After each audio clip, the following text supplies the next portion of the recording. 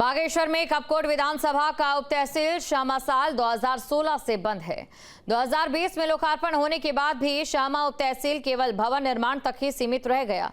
तहसील building one होने से जरूरी काम नहीं हो पा रहे हैं। वहीं पूर्व जिला पंचायत अध्यक्ष हरीश आइठानी ने इसको लेकर शासन प्रशासन पर जमकर हमला बोला। जिला दानपुर की श्यामा उप तहसील में जहां पर आप देखेंगे चैनल में ताला लगा हुआ है। इस भवन का निर्माण कांग्रेस की सरकार में 2016 में भूमि पूजन हुआ था। इसका लोकार्पण 2020 में हुआ। आज ये भवन की स्थिति देखकर लग रहा है कि यहां पर को ना विद्युत व्यवस्था यहां पर को है, ना यहां पर को संचार की व्यवस्था है।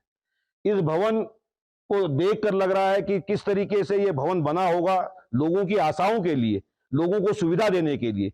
जो बड़े बड़े नारे दिए जाते हैं कि विकास अंतिम छोर तक पहुंचाने की बात है, तो यहां पर को खाता खतौनी निकालने के लिए लोगों को दर दर की ठोकरें खानी पड़ रही हैं। आधार अपडेट करने के लिए कोई भी व्यक्ति यहां पर को नहीं है। लोगों का धन का दुरुपयोग हो रहा है, लोगों के समय का दुरुपयोग हो रहा है। मैं सरकार में बैठे लोगों से कहना चाहता हूं कि इस उप तहसील परिसर को जल्द से जल्द सुचारू करा जाए, जिससे यहां के आम जनमानस को, बिचला दानपुर के 20 से 25 ग्राम सभाएं, उप ग्राम सभाओं के लोगों को इसका लाभ मिल सके। और पहाड़ में बदलते मौसम के बीच इस साल अब तक वनाग्नि की घटनाओं में 80% की कमी देखने को मिल रही है। गढ़वाल डीएफओ स्वप्निल अनिरुद्ध के मुताबिक अभी तक फायर सीजन में जंगलों में आग के 39 मामले सामने आए, जिससे 40 हेक्टेयर क्षेत्र प्रभावित हो गए। फिलहाल अगर बारिश का दौर ऐसे ही चलता रहा तो इस साल जंगलों में आग लगने की घटनाएं खुद ही कम हो जाएंगी। वनाग्नि जो सीज़न है, इसमें कुल 4 महीने होते हैं, जो 16 फरवरी से लेकर 15 जून तक हम लोग एक ऑफिशियल तौर पर मानते हैं।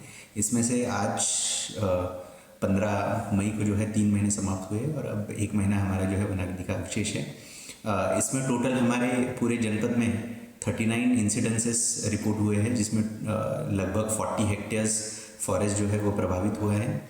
अगर हम लोग सैटेलाइट डेटा की बात करें तो सैटेलाइट डेटा में आज तक हमारे पास जो है 789 अलर्ट्स आए हैं, जिसमें से सिविल फॉरेस्ट से 511 अलर्ट्स हैं और रिजर्व फॉरेस्ट से 278 अलर्ट्स हैं, जो पिछले साल के मुकाबले 80% से कम है। इसमें महत्वपूर्ण योगदान जो है वो इस साल जो वर्षा हुई है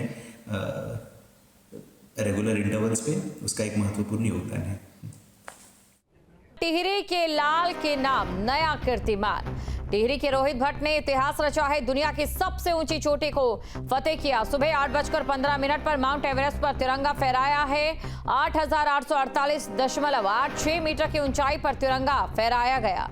बड़ी खबर आपको बता रहे हैं, टिहरी के लाल ने नया कीर्तिमान अपने नाम कर लिया है। टिहरी का रोहित भट्ट जिसने इतिहास रच दिया है। और ये तस्वीरें आप देख सकते हैं, दुनिया की सबसे ऊंची चोटी को फतेह किया। तो दुनिया की सबसे ऊंची चोटी को फतेह किया है, ये बड़ी खबर। और तस्वीरें आपके सामने, तस्वीरों में आप देख सकते हैं। आसान नहीं रहा होगा ये सफर, क्योंकि हम जानते हैं कि जैसे जैसे पहाड़ पर चढ़ते हैं तो कैसी कैसी मुसीबतें और परिस्थितियां यहाँ पर ट्रैकर्स के सामने आती हैं। और ऐसे में दुनिया की सबसे ऊंची चोटी को फतेह करना वाकई में अपने आप में काबिले तारीफ बात है। तो टिहरी के लाल का ये कीर्तिमान। अरविंद नौटियाल इसी खबर पर अधिक जानकारी के साथ जुड़ चुके हैं। अरविंद, तो देखिए एक नया कीर्तिमान ना सिर्फ टिहरी के नाम बल्कि पूरे यूके के नाम इस समय।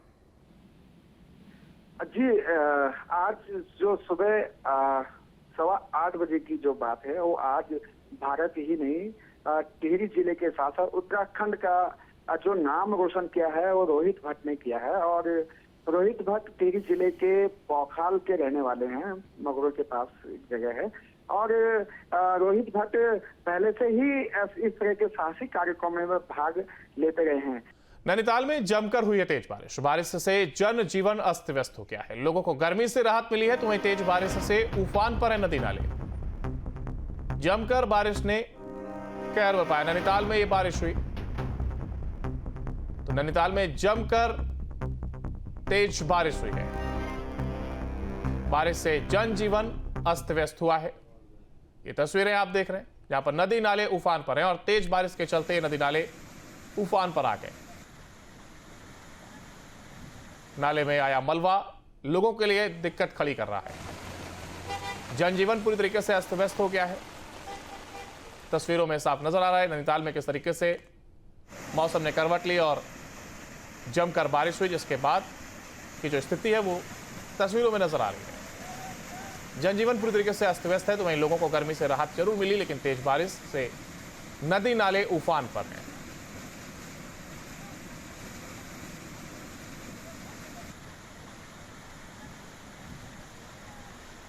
बारिश से जनजीवन जहां एक और पूरी तरीके से प्रभावित होता हुआ नजर आया है, तो वहीं बदलता मौसम लोगों के लिए मुसीबत बना है। हालांकि राहत के तौर पर अगर बात की जाए तो गर्मी से जरूर थोड़ी राहत मिली, लेकिन बहता पानी नदी नालों के उफान पर आने के चलते उसके साथ आया मलबा लोगों के लिए परेशानी खड़ी कर रहा है। लोगों के घरों में बारिश का यह पानी घुस गया है, जिसके चलते उन्हें दिक्कतों का सामना करना पड़ रहा है। और अल्मोड़ा में तेज बारिश के साथ मौसम बदला है। तेज बारिश के साथ ओलावृष्टि हुई है। झमाझम बारिश से लोगों को गर्मी से राहत मिली है। मौसम विभाग ने बारिश को लेकर के चेतावनी भी जारी की थी, जिसके बाद ये झमाझम बारिश की तस्वीर सामने आई। तेज बारिश के साथ ही यहां पर ओलावृष्टि हुई है। एक तस्वीरें आप देख रहे हैं जहां अल्मोड़ा में तेज बारिश के साथ ही मौसम बदल गया और जमकर ओलावृष्टि हुई। झमाझम बारिश से लोगों को गर्मी से राहत मिली है। मौसम विभाग ने बारिश को लेकर के चेतावनी जारी की थी, जिसके बाद यह बारिश हुई और लोगों को गर्मी से राहत मिली।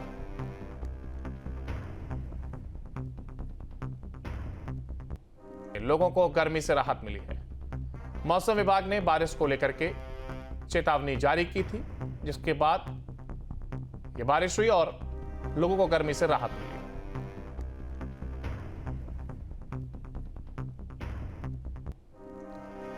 रामनगर में भी जमकर तेज बारिश हुई है। बारिश के साथ ही यहां पर ओलावृष्टि भी देखने को मिली है। बारिश से फसलों को नुकसान पहुंचा है। आम और लीची की फसल को नुकसान पहुंचा। बारिश से लोगों को जहां गर्मी से राहत मिली, तो वहीं किसान के लिए ये आफत की बारिश साबित हुई है। किसान के चेहरे पर सिकंद की ये लकीरें नजर आई। दरअसल आम और लीची की फसल को भारी नुकसान हुआ है। एक और जहां लोगों को गर्मी से राहत मिली, तो वहीं किसान के लिए यह बारिश सिरदर्द बन गई।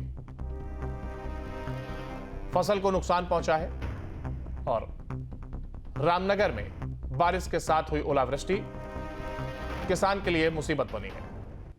हालांकि आम लोगों की अगर बात की जाए, उनको जरूर थोड़ा गर्मी से राहत मिली, लेकिन किसान इस बारिश के चलते और ओलावृष्टि के चलते परेशान नजर आए हैं। और परेशान इसलिए क्योंकि आम और लीची के जो फसल है उसको खासा नुकसान पहुंचा है।